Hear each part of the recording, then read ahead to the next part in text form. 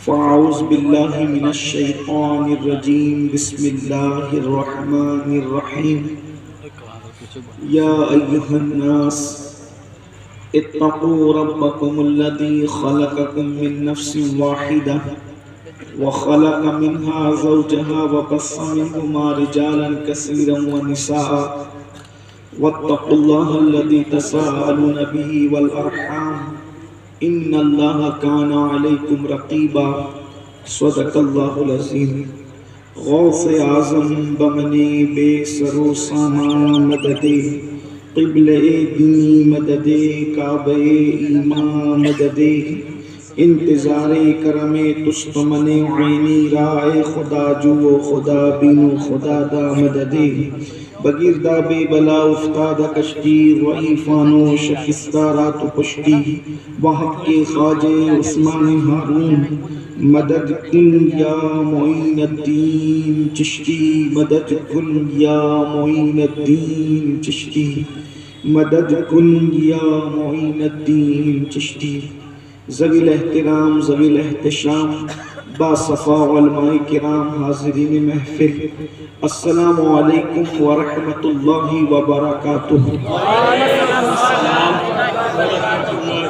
انتہائی احترام و عقیدت کے ساتھ اپنے اور ساری کائنات کی مرکز عقیدت انیس بے کساں چارہ ساز درد مندہ ہم غریبوں کی غم گسار ہم فقیروں کی ثروت شہر یار ارم تاجدار حرم نوبہار شفاعت شب اسرا کے دولہا نوشے بزم جنت دانائے سبل مولائے کل ختم الرسل خسرو خوباں سیاح لامکاں وجہ کن فکاں در اللہ المکنون سر اللہ المخزون عالم ما کانا وما یکون آب و گل انبیاء جانو دل اسفیاء مطلع ہر سعادت مقطع ہر سیادت خلاصہ کائنات فخر موجودات حضور احمد مجتبی محمد مصطفیٰ ارواحنا فدا صلی اللہ تعالی علیہ وآلہ وصحبہ وبارک وسلم کی بارگاہ بے کس پناہ میں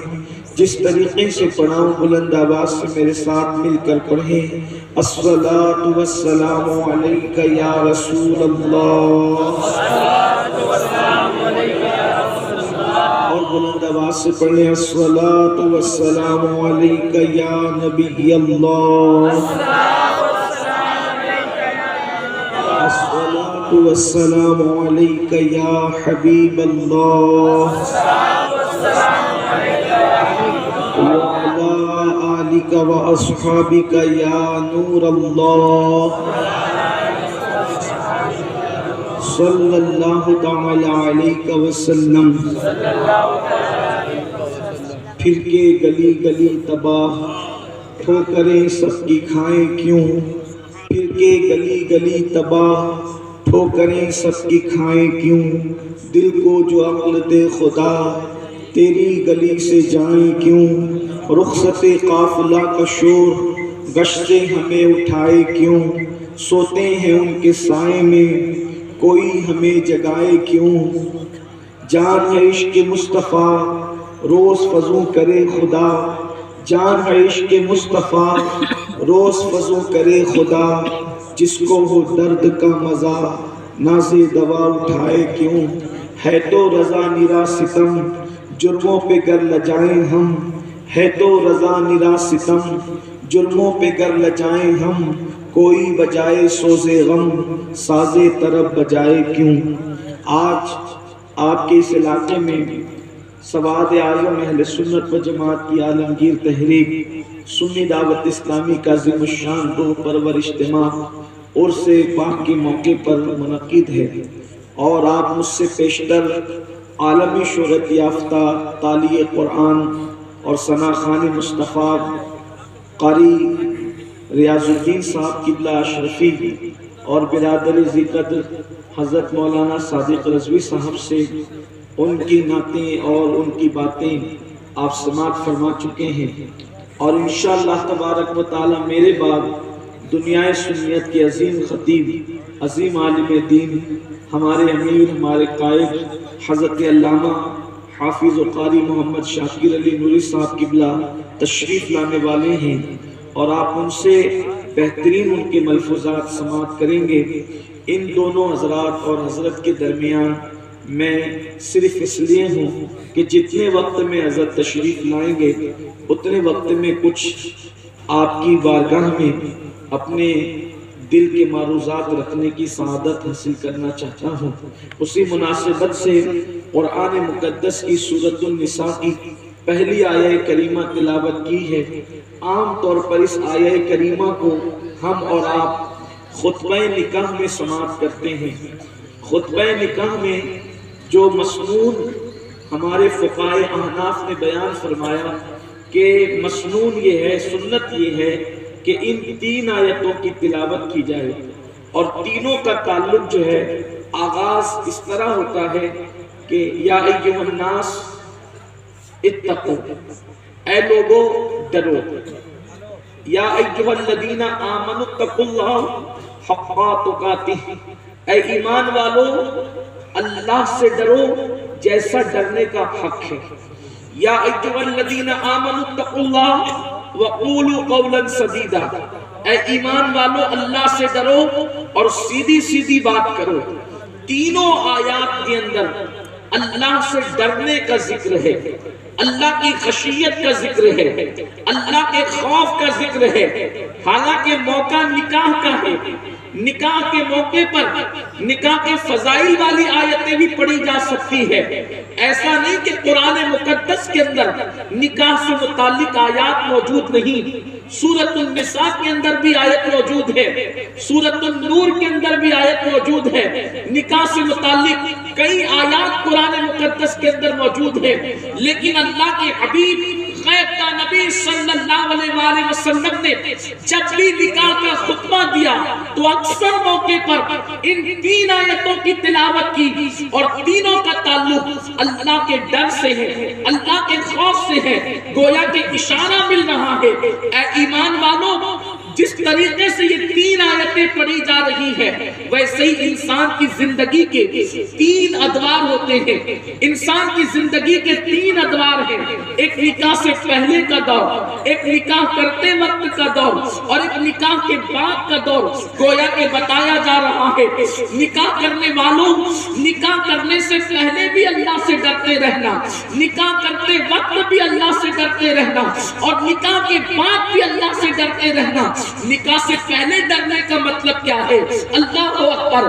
نکاح سے پہلے ڈرنے کا مطلب یہ ہے کہ جب تمہارے پاس بیوی نہ ہو، یعنی مردوں سے کہا جا رہا ہے جب تمہارے پاس بیوی نہ ہو، اور عورتوں سے کہا جا رہا ہے جب تمہارے پاس شوہر نہ ہو، یعنی جب نفس کی تسکین کا جائز ذریعہ نہ ہو، دل کی تسکین کا جائز ذریعہ نہ ہو، تو اس وقت نکاح سے پہلے تم ادھر ادھر منہ نہ ڈالنا، تم ادھر ادھر ناجائز تعلقات پیدا نہ کرنا، تم ادھر ادھر حرام تعلقات پیدا نہ کرنا، بلکہ نکاح سے پہلے ڈرنے کا مطلب یہ ہے کہ تم پاک دامن بن کر رہنا۔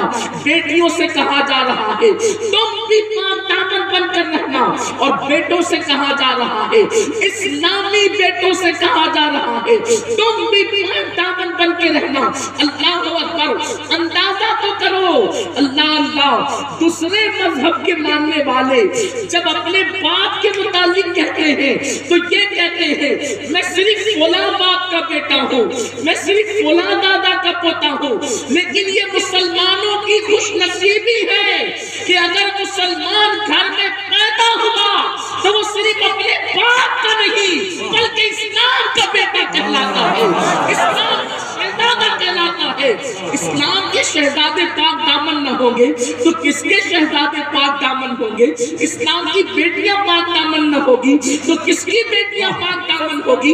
اللہ اکبر! لیکن یہاں حال تو یہ ہے، گندی فلمیں دیکھ کر، یوٹیوب پر زنا کے مناظر دیکھ کر، گندی تصویریں دیکھ کر، ناجائز اور حرام مناظر دیکھ کر ہمارے جوان جوانی کی دہلیز پر قدم رکھتے لگتے ہیں تو جوانی کی دہلیز پر قدم رکھنے کے بعد چھوٹی سی عمر کے اندر شادی سے پہلے ہی وہ اپنا سب کچھ لٹا بیٹھتے ہیں، شادی سے پہلے ہی وہ اپنا سب کچھ تباہ اور برباد کر دیتے ہیں۔ اس لیے کہ آج پوری دنیا کے اندر فلم کوئی بھی ہو، کوئی بھی فلم ہو، ہر فلم کا عنوان ہے عریانیت، ننگا پن، ماں باپ سے بغاوت، ناجائز اور حرام تعلقات، اور اس کو محبت کا نام دیا گیا ہے، اس کو پیار کا نام دیا گیا ہے۔ ایک بات عرض کرنا چاہتا ہوں میرے آقا صلی اللہ علیہ وآلہ وسلم کے دیوانوں، اگر سماعتوں پر بار لگے میرا جملہ تو مجھے معاف کر دینا، اس لیے کہ یہ بات میں اس جملے کے بغیر نہیں کہہ سکتا۔ اللہ لوگوں نے ناجائز تعلقات کو محبت کا نام دیا، زنا کو محبت کا نام دیا، ماں باپ کے ساتھ بغاوت کو محبت کا نام دیا، معاشرے کے ساتھ بغاوت کو محبت کا نام دیا۔ مجھے بتاؤ اگر کوئی پیشاب کو یہ کہہ کر پیش کرے کہ یہ شربت ہے تو مجھے بتاؤ پیشاب کو شربت کہہ دینے سے کیا پیشاب کبھی شربت ہو سکتا ہے؟ ہرگز نہیں۔ جیسے پیشاب کبھی شربت نہیں ہو سکتا، جیسے پیشاب کبھی پاک نہیں ہو سکتا، ویسے یہ جو فلموں کے اندر ناجائز تعلقات کو محبت کا نام دیا جا رہا ہے، یہ کبھی محبت نہیں ہو سکتی۔ یہ محبت کے نام پہ دھبا ہے، یہ محبت کے نام پہ بغاوت ہے، یہ محبت کے نام پہ جرائم ہے، یہ محبت کے نام پہ گناہ ہے۔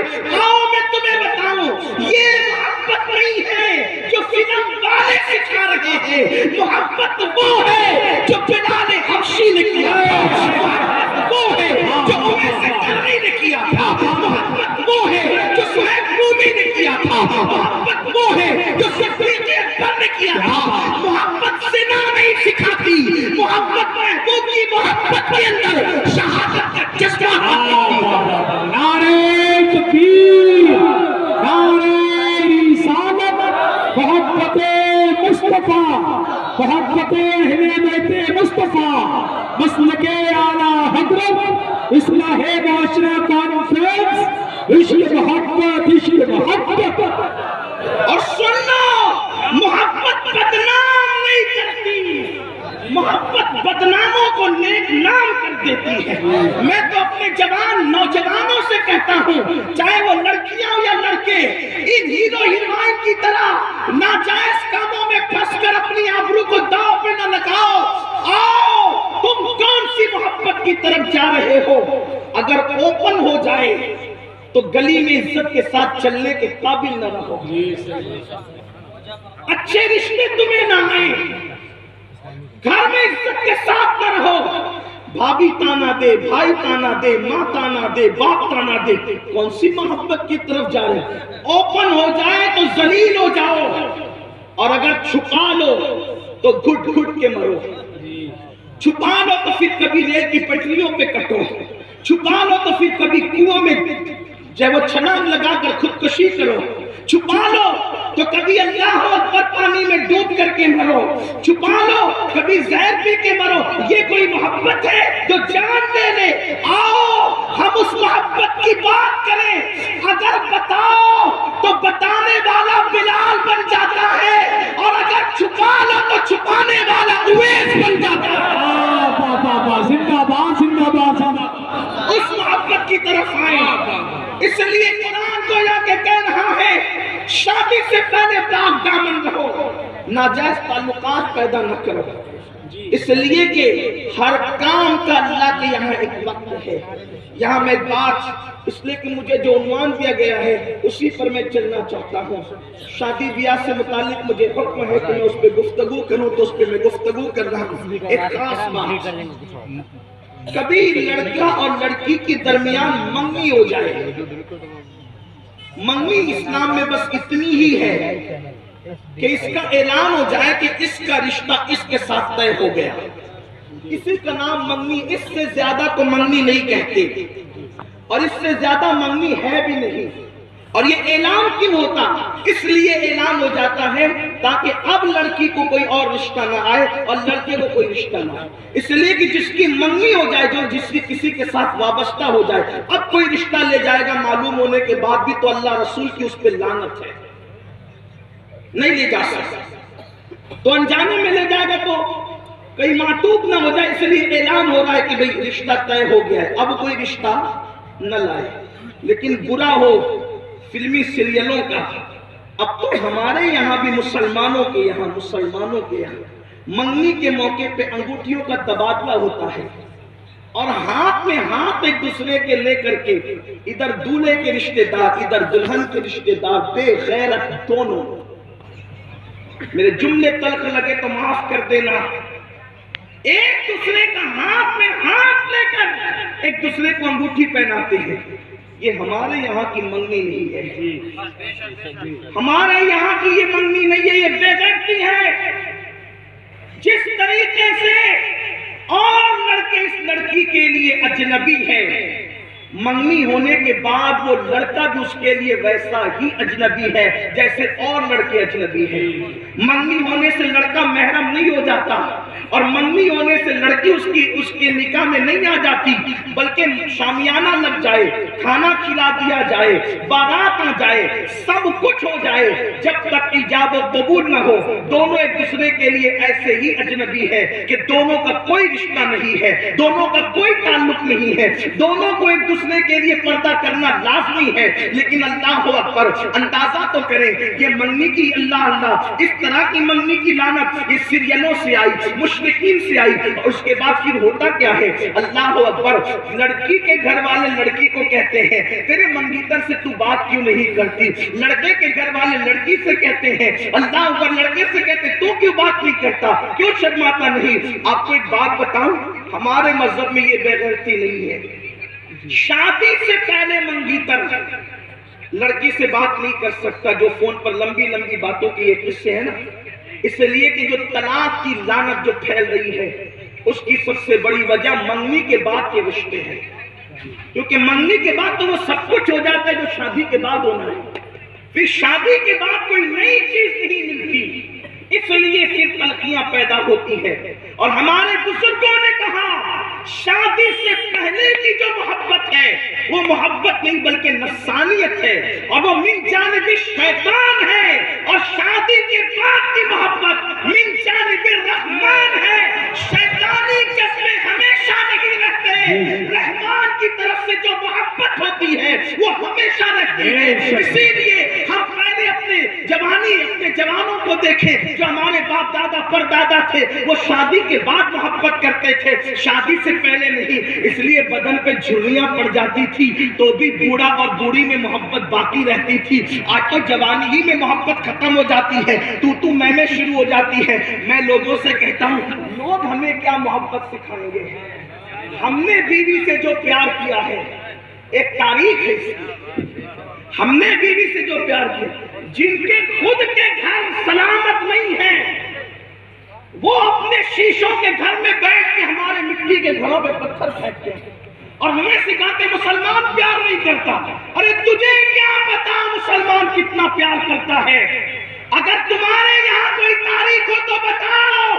ہمارے یہاں میاں بیوی کی محبت کی داستان اس قدر ہے کہ لوگ تو جیتے جی چھوڑ دیتے ہیں، ہم تو مرنے کے بعد بھی اپنی بیویوں سے پیار کرتے ہیں۔ بیوی زندہ ہو، بیوی زندہ ہو تو اس کے رخسار کے دل پر سمرقند اور بخارا جیسے شہر بسائے جاتے ہیں، اور بیوی مر جائے تو اس کی یاد میں تاج محل جیسی عمارت بنائی جائے۔ نعرہ تکبیر، نعرہ رسالت، فیضان غوث اعظم، فیضان عرس مقدس، اصلاح معاشرہ کانفرنس، پیغام مذہب اسلام، نعرہ تکبیر۔ بیوی کے رخسار کے دل کی برکتیں سمرقند اور بخارا ہے، کیا بات ہے، اور بیوی کے بعد وہ بھی مرنے کے بعد تاج محل بیوی کی محبت کے نشان ہے، جس پر آج بھی ہندوستان کے ہزاروں گھر پل سکتے ہیں، ہزاروں ہندوستانی جس کے ٹکڑوں پہ پل سکتے ہیں، وہ تاج محل ہے۔ وہ کسی بیوی کی محبت کی نشانی ہے، وہ کسی بیوی کی۔ اب ہم سے زیادہ کون پیار کرے گا؟ اور ایک بات آپ کو بتاؤں، اور خوبصورت بات، آپ نے کہا یہ تو آپ نے بات کہہ دی، ایک بادشاہ نے کیا، میں نے کہا نبی نے بھی، اہل علم کی توجہ چاہتا ہوں سبق سنانے کے لیے. بادشاہ کا فعل ہمارے لیے ممکن ہے قابل دلیل نہ ہو، قابل تعریف نہ ہو، لیکن وہ بادشاہ اتنا عزت والا ہے. بہرحال اگر بادشاہ کی بات سمجھ میں نہیں آتی تو میرے آئیے نبی کی بات بھی ذرا دیکھیں. دیکھو ابراہیم علیہ السلام اپنی مقدس بیوی سیدہ ہاجرہ کو وادی غیر ذی زرع میں چھوڑ آتے ہیں اور پھر دیکھتے بھی نہیں، اللہ کے حکم سے چلے جاتے ہیں، بیوی پیچھے پیچھے. اگر یہاں بیویاں بھی موجود ہیں تو وہ بھی ذرا دیکھیں بیوی کا رول کیا ہونا چاہیے. بیوی پیچھے پیچھے. میرے سرتاج چھوڑ کے کہاں جا رہے ہیں؟ کوئی غلطی ہوئی، کوئی کوتاہی ہوئی، کوئی تکلیف پہنچا دی آپ کو؟ کوئی جواب نہ دیا. کیوں؟ اس لیے کہ سوال جواب کا سلسلہ رہے گا تو بیوی کی محبت پیروں کی زنجیر بن جائے گی، اللہ کی محبتوں میں رکاوٹ بن جائے گی. اس لیے نہ پیچھے دیکھتے ہیں نہ کچھ بولتے ہیں. آخر بیوی ہی کہتی ہے کیا یہ اللہ کا حکم ہے؟ سیدہ ہاجرہ کہتی کیا یہ اللہ کا حکم ہے؟ ابراہیم علیہ السلام سے کہہ دیتے ہاں. کیا یقین تھا اس خاتون کو؟ فرمایا اگر اللہ کا حکم ہے میرا اللہ میرے لیے کافی ہے. بیٹھ گئی. کہاں؟ قرآن اس کو وادی غیر ذی زرع کہتا ہے. نہ آدم نہ آدم زاد، نہ پرندہ نہ جانور، کچھ نہیں، نہ درندہ پرندہ کچھ نہیں. ایک خاتون شیرخوار شہزادے کو لے کر کے بیٹھ گئی. پھر اس کے بعد کیا ہوا؟ پانی نکلا اور وہ سارا کچھ پوری داستان اس کی طرف نہیں جاتا. پھر کیا ہوا؟ آبادی ہوئی، کعبہ بنا. کعبہ بنا کہ نہیں بنا؟ اب یہاں پہنچ کر ایک عاشق اس کو یوں بیان کرتا ہے اگر شوہر بیوی کا وفادار ہو جائے، اگر شوہر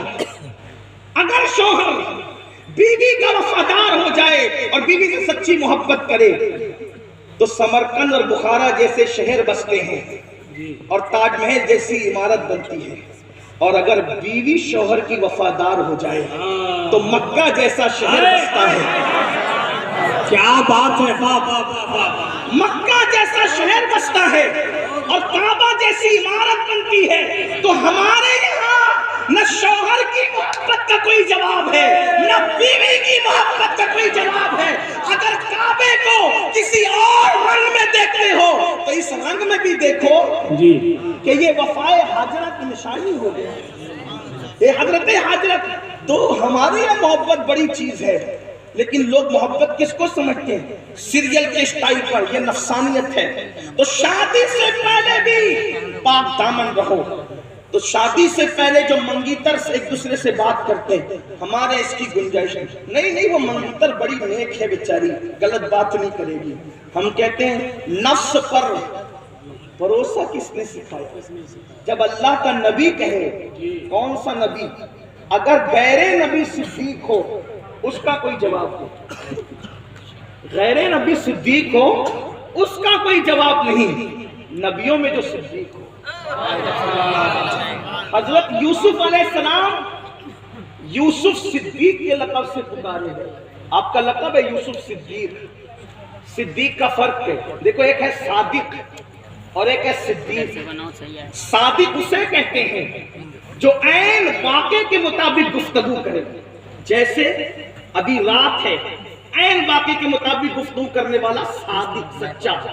اسٹیج پر علماء کی کثرت ہے. عین واقعے کے مطابق گفتگو کرنے والا سچا، اس کو کہتے ہیں صادق. لیکن صدیق کسے کہتے ہیں؟ صرف سچے کو صدیق نہیں کہتے. جو بات ہے اس کو بیان کرے وہ صادق ہے اور جو بول دے اس کے مطابق واقعہ ہو جائے یہ صدیق. رات کے وقت کہہ دے کہ دن ہے، رات کے وقت کہہ دے دن ہے تو دن نکل آئے، یہ صدیق ہے. اب بتاؤ جب انسانوں میں صدیق کا یہ مقام ہے جو غیر نبی ہو، جیسے اس امت میں صدیق نبی کے بعد سب سے افضل مرتبہ کس کا؟ صدیق. اور کون صدیق؟ صرف صدیق نہیں، صدیق اکبر. صدیق اکبر. بات آئی صدیق کی تو جو کہہ دیا ہو جائے. اللہ اللہ جب غلام کی یہ شان ہے آقا کی شان کیا ہے؟ کیا بات ہے. صدیق جو کہہ دے ہو جائے. جب صدیق اکبر میرے آقا کے ساتھ ہجرت کے لیے نکلے، ان کے والد کی عمر بڑی ہو گئی تھی، ابھی مسلمان نہیں ہوئے تھے. اپنی بیٹی سے کہنے لگے بیٹی جب میں آقا کے ساتھ جاؤں گا تو تیرا دادا واویلا کرے گا کہاں گیا کہاں گیا کہاں گیا، بول دینا سفر پہ گئے. تو پھر اس کو یہ خیال آئے گا کہ حضور ہی کے ساتھ گئے ہوں گے. یہ خیال اس کو ضرور آئے گا کیونکہ میں اکیلے تو نہیں جا سکتا نا حضور کو چھوڑ کر. تو وہ کہے گا کہ ہمارے لیے کیا چھوڑ کے گیا تیرا بابا. تو چونکہ گھر میں صدیق نے ایسا ماحول بنایا تھا کہ جھوٹ نہ ہو. بیٹی ایک کام کرنا، کچھ بولنا مت.